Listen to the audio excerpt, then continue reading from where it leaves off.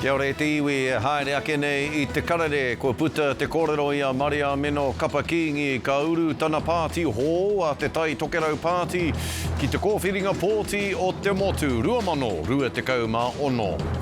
Ko hoki ake te kapa futupōro o te kura tamatāne o Rotorua ki te kāinga ko tipu toa o te whakataetai Senex I o rātou ringaringa mo te wā tuatoru.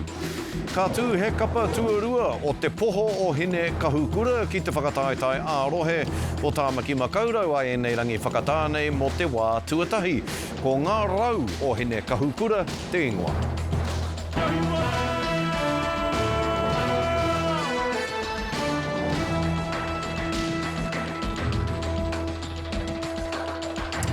Kei ngā uri o te rau tītapu, tēnā koutou katoa nau mai ki te Karere I tēnei rā.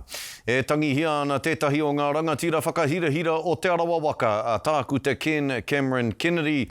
He pōtikanga, he kaikōkiri I te reo Māori, I te mana whenua me ngā take āiwi. Anei te pūrongo a hieni te mate kōiwi no Aukaha.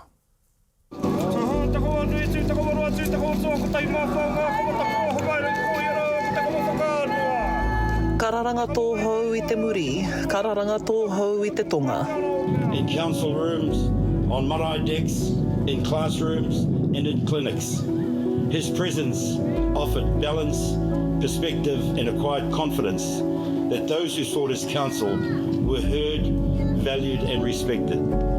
Ko te pōtiki a hine hopu tēnei, hoi a kei tūa o te ārai ki o hine nui te pō. For every hui throughout the country, I can't believe the energy that he had, that he expended and travelled from rohe to rohe, championing the voice of our people, championing the voice of Te Arawa, and making sure that Te Arawa was heard on the national stage. E tangi hia ana te koromatua nei a tākuta Ken Cameron Kennedy. He pau I nōhia ngā taumata tike, he pau I hiki ake I ngā kaupapa Māori. How do they whakatinana te kaupapa I roti te kaupapa auraki and I think that's why Ken was so important. Always challenging, Pākehā, wero atu ki a rātou. Ia, kei hi tō tātou reo, kei hi tō tātou tikanga I roti te Constitution. Wena tana mahi I ngā wā katoa. Ko etahi tutukinga nui, ko te whakamana I a Ngāti Wāhia o hei mana nui ki te whakarewarewa, arā ki te puia. To us, Dr. Ken was a quiet, strong and authentic leader. He wā tōna hei mānga I ki runga o te pae motuhake o te arawa, o te mātāwai, me te kaunihera Māori. Ua taku mōhio, ahua pake ki Anei, kana nāo atu ia ki nā taonga rātauma. Ka noho ake ki nā kaumātua au arara, ana ka wai mani I roto I nā tau, ki te whai tūranga ki runga ki nā paepae maha, ki te kōkiri ngā kaupapa maha, nei nā poari maha, tatu rawa ki ngā hui nui o te motu. No reira ko te hira pēr, aha koa, tai tō muri mai ki nā kaupapa nui, I tāia tonu I te tutuki I te wāhi, ki te whakakanohi I te iwi. He piano ki nā te weriweri nui o te arawa, arā nā tākuta he koho hepa. I ko nā katau, hei tūtei anō hoki mā tangata rua marae. No te rangi nei kua wahangu, kua riro tētahi tangata pērā te moho. Te mōhio, ki te whakairo kōrero, ki te whakarite kaupapa, māhere e rāhuatanga katoa mo te iwi. Kei konei mātau a te tokotoru a manawa kotokoto e haku nei, e tangi nei mōna. Mai make tū ki Tongariro, I rangona whānuitia te mana o tā tākuta Ken Cameron Kennedy. Huri noa I te motu ki ngā whaitua huri I te motu, ka rongo hoki aia I korā. Hini te mate koewi atu I Pounamanui marae, mā Aukaha. E te rangatira Kennedy haere ki te kore, me te aroha o te iwi hei koro wai mō haere atura. Hoki rawa mai ki a tātou, kua mahu nei. Ko puta te kōrero I a Mariameno Kapa-Kingi ka uru tana pāti hō, a te tai tokerau pāti ki te kōwhiringa pōti o te motu 2021. Ko ōna pou kaupapa, ko te tino rangatiratanga, ko te mana hapori me te mana mokopuna. Ko te tai tokerau tūkai pō o te pāti, engari ka te tiro whānui ki ngā ngā take a motu, ka aro nui ki te whakamana i te tiriti me te whakamana i ngā hapori ki te whiriwhiri whakatau mō rātau anō. E mihi ana te pāti Māori ki tēnei pāti hou, kua tukuna hoki he mihi kia Kapa-Kingi. Hei tā te pāti Māori he iwi kano rau hoki a te iwi Māori he rereke ngā taira tōranga pū o tēnā o tātou. Hei ngā marama tata e tū mai nei ka puta mai he whakamārama anō mō te pāti hou nei tōna waithanga tanga ake me ana kaupapa ka tako kirihia e ia. Ko tā tātou manuhiri rangatira o te rānei, ko te pū kōrero no te rōpū tōranga pū o Aotearoa tuatahi a Shane Jones. Matua Shane, tēnā koe nau mai ki te karere. Kia ora, ngā mihi kia tātou. E hoa, ko puta te whakatau i te kaipupuri i te tūru Māori o te tai tokerau i a Mariameno Kapa-Kingi. Ana, kei te wehe ia i te pāti Māori, kia tū ai ko te rōpū hou nei, e karangahia nei e ia ko te tai tokerau pāti. Pehe o whakaaro i mōhi o rānei koe, ka pēnei te ara ka whāia e ia. Tērā tuehene wāku no roto i te aupauri, he hare i te tangata no hionei. Tikana te nota kia kete i tēnei mahi, me tia mai ana e ia. Ko kete ia, tēnā waka e pōpō ana, o te waka o te pāti Māori. Engari maharatia tēnei kōrero oku. Timata mai tēnei momo tauira i a Maturata. Tū mai ia ko te rōpū e kia nei ko te mana motuhake. I tana wehenga atu i te rōpū reipa. Nā whai muri mai, ko te tū o taku tuakana hone harawira. Nā ka wehe atu i te pāti Māori, ko Mariameno e whai atu i ngā tapu ai o te tokorua rā. Engari, he wahine toa mā koe titiro i roto i ngā kaupapa maha o te tai tokerau. Nā koe tēnei te kawa e mara o te ao tōrangapū. Me he mea, hohana koe ki te tahi waka, whakarite mai he waka anō mau. Tika, marika, tēnā kōrero e te matua me te aha. Ko te pāti Māori tēnei ka mahue nei ki muri, ia Mariameno, ki o whakaaro ka pēhea nei te pāti Māori i nei? Ko tana rite kei te tahi waka ko timu te tai. E takoto kau ana, mā wai, mā te wā titiro, ko wai rāne ka hua, ka tohu rāne ka uhe mai anō te tai, hari i te wakara. Engari kei utano atu i nei e hoa ngā tatana i raro i te whitinga o te rā. E hoa, ki kaupapa ke nei no te paraire nei ka puta te pānui ana kei te wehe atu a Mikey Sherman i tōna tūranga hei pou kawe tōranga pū matua o te reo tātaki o Aotearoa. Tēnā homai o whakaaro ki ngā āhuatanga. I mate ai a Mikey Sherman ki te wehe atu i tōna tūranga. Ora kau oku taunu mō tēnā wahine. Ki hai au i ki te tahi ahara nei me tia mai e ia i wana mahinga tahitanga mea hau, mo te wā pau ia hau i roto i te ao tōrangapū.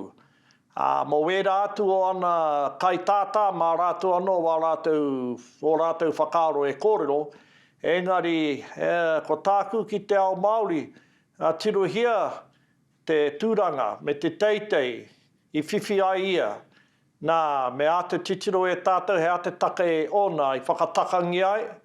E hoa me te menei ko te ao papāho i te kai rātou i a rātou anō, i ohoa hau, i ngā kōrero whakahahani, i kōrero tia mai e heather, ki aia i runga i te reo irirangi. E hari te mea ko te hunga no roto i te ao papāho he hunga harakore.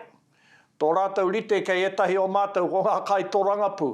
Engari ko ngā he, ko ngā hapa, e meti ana i roto i te ruma Matapae ti me waihoki reira. Kei te whakai katoa ki nā kōrero, engari e te matua. Kia kaua kōru tāu e makarauna, ko te kaikiri tēnei, te pūtake i mate ai ki te wehe, ko te kaikiri tanga a te Pākehā ki te wahine Māori, e eke ana ki te taumata i te ao tōrangapū. Ne, koe nei te ahua, i huria act ki te tātā i aia. Ko ngā kaikiri o tērā reo irirangi rā, i huri ki te tātā i aia. Nō reira, me kaua tāu e makarauna, e mohi ana koe, e mohi ana hau. Ko ia te papa o te kaikiritanga i roto i tēnei whenua. Ao tōranga pū mai, ao pāpāho mai, ne?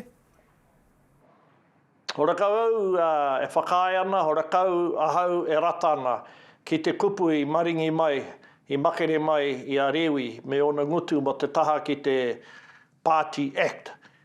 Pai ki atu me a te titiro e rātou ki te tōrengitanga, ki te tōremitanga o tō rātou kaute. Take pēr tēnō rātou i hoha ai ki te wahine rā, engari me korora hau mōku ake. Me taku mōheo ki tana whakapapa, me te pauri. I pērā rawa tana whakahinganga, engari he tohu whakatūpato tēnei.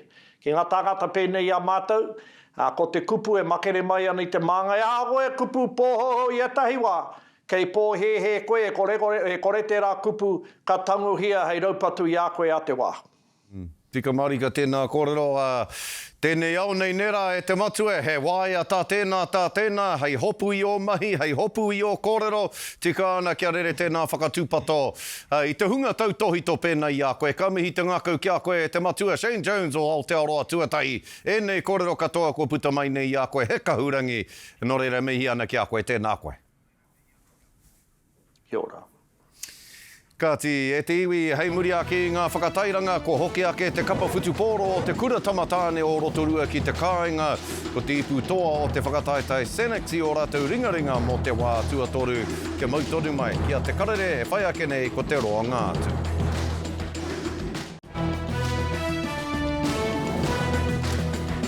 Hoki mai anō ki te karere, ko hoki ake te kapa whutupōro o te kura tamatāne o Rotorua, raukura ki te kāinga, ko te ipu toa o te whakataetai Seneksi o rātou ringaringa mo te wā tuatoru. I whakahinga rātou i tētahi kura no Aotearoa anō i te whiringa toa, ara ia aorangi a whā te kaumā ono ki te kaumā iwa. Nā reira, kei a rātou ngā taitara o te motu, me te ao anō hoki i te wā kotahi, anei te pūrongo a te kawa paora no Aukaha. 今キャプテンのロジャースのもとに優勝トロフィーが渡されました。Ko nei te wā. E moe moe a e ngā tīma whutupōro taitama. Kia toi tū hei toa whakaihuaka o te whakataitai whutupōro kura tuarua o te ao o Senex. Just want to express my gratitude to all our whānau, our sponsors, especially the ones back home that couldn't make it over to Japan. You are why, and we give full thanks to you.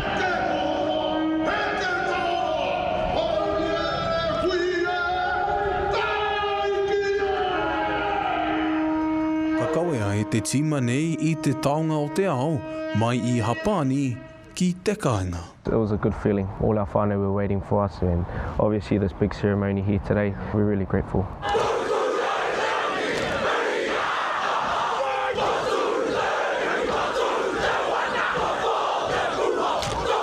Te kaumā whitu tau te pakekea te Aniki Rogers o Ngāti Whakau e, koe nei tana tau whakamutunga ki raukura me te ārahi I te tīmani.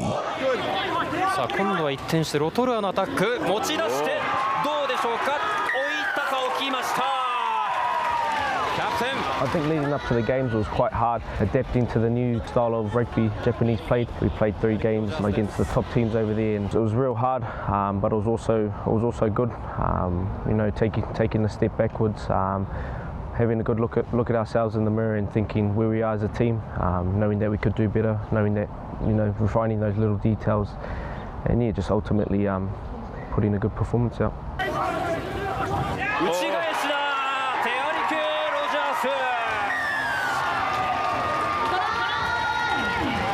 I think for us it was a culmination of a lot of hard work that's gone on over the last 6 months. We're still in our pre-season, our normal season hasn't started here yet, but just to see the development of our boys up against opposition that we normally wouldn't play, seeing different styles and different pitches of rugby, I think in terms of that rugby growth mindset, we're in a great place here at Rotorua Boys. E tino harikoa ana tēnei ōpango o mua kua kapo anō tana kura I te taitara o te ao, hei tāpiri ki te taitara o Aotearoa mō ngā tau erua karapipiti. No, it's actually the 3rd time, but it's the first time that a school has held the Maiska, the national title and the World Senex title. So I think the achievement that these boys have achieved over the last couple of weeks has been monumental. And again, it just comes back to a testament of all the hard work that they've been willing to put in. Mea nui rau atu. he ua te huarahi ki te tuatahi ki te top 4 nationals.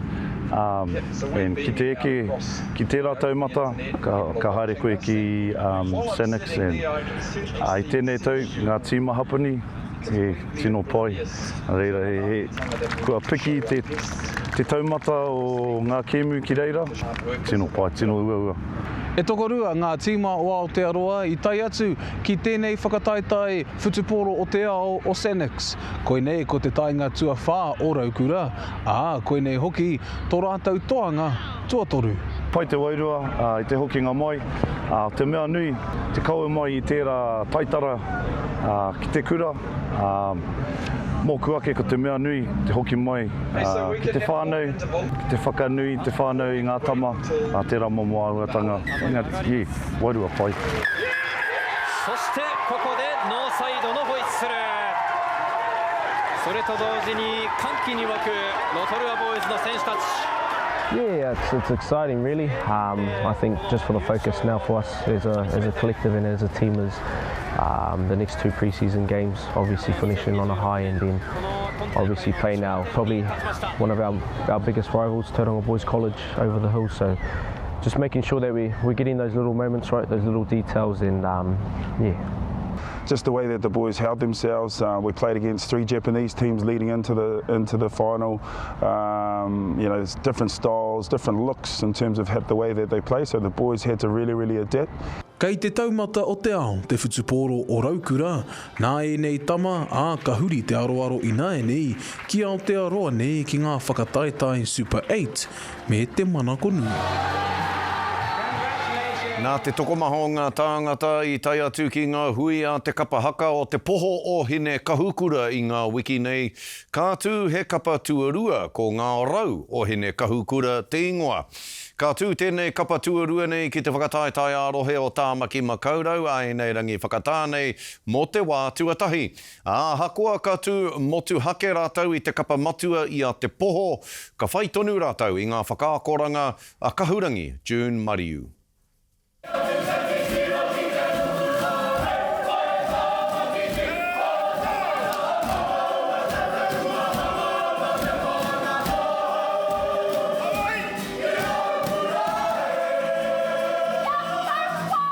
Ko mātou te poho Hinekahukura hei whakanuia i tā mātou tipuna kōkā Hinekahukura.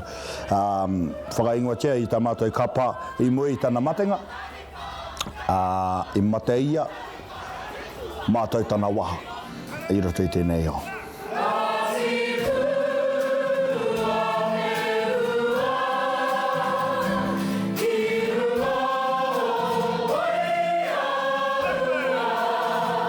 Ko tā mātou kaupapa matua, ko tā mātou tipuna kōkā Hinekahukura. Tuarua, ko ngā akoranga kei wanganui a mātou, ngā taonga tuku iho, pērā i ngā porapiti Māori o te kāwanatanga. Hoki iho rā ki ngā kōrero tuku iho, e pāna ki te moko, e pāna ki te mahi piupiu, e pāna ki te reo rangatira i tākoa ki a mātou. Katou, te rangi Māori e! Ki runga i a koe, te ariki nui, ngā wai, hono i te pō. Ka ata whakaro ka hau mai te nuinga o ngā kaihaka ki roto i a mātou. Ki hai au i te tangata i tapahi tana tara te mana. So, whakatuwhira te tei rōpū anō. Kia mana motu hake ai tā rātou mana. He taonga tuku iho te tangata. He rongoa te kaupapa o te poho Hinekahukura. Pehea tērā whea ko te whakarite i ngā kapa e rua. Paine mā, kia kawa ki te waiata. Some of you just still moving the poe, not your mouth. Pōrangi rawa tēnei mahi.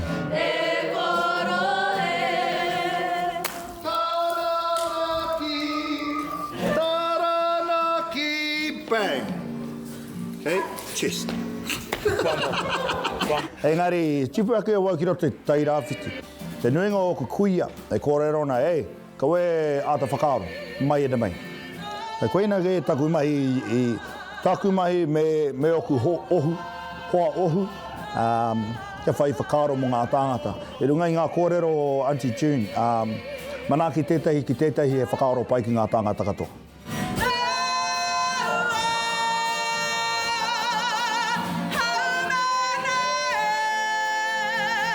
Me mai tā mātou pāpā no roto o the Angies.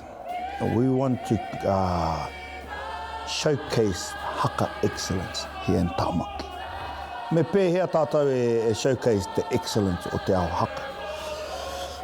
Kei te kaumātua haere tēnei koreke ki roto i tēnei ao.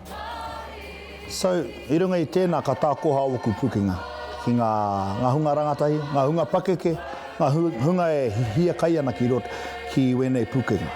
Mutunga iho kia ora tonu te ao Māori ki roto i a mātou, ki hai te kāwanatanga e aukatihia i a mātou, ki hai tētahi atu i aukatihia i a mātou. Me o mātou tuakiritanga, me o mātou ahureatanga. Wera momo, ko te painga o ngā rangatahi, ka hoki atu rā ki tērā whakatauki, ko pū te Jeff Ruha, ko hao te rangatahi.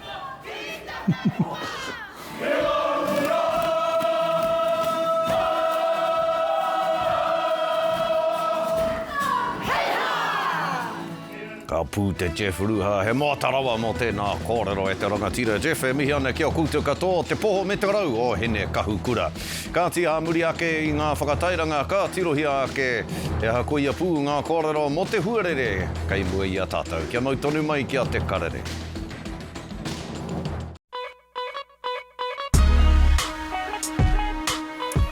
Ka ti e tiwi e whai ake nei ko ngā tohu Huarere.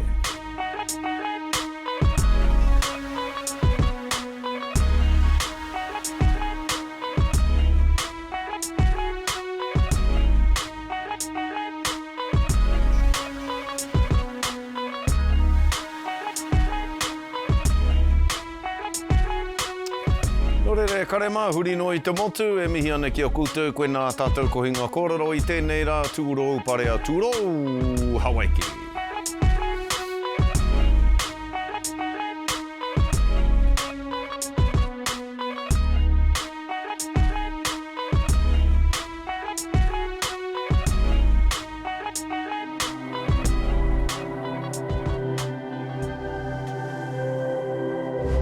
Ko te reo, te take.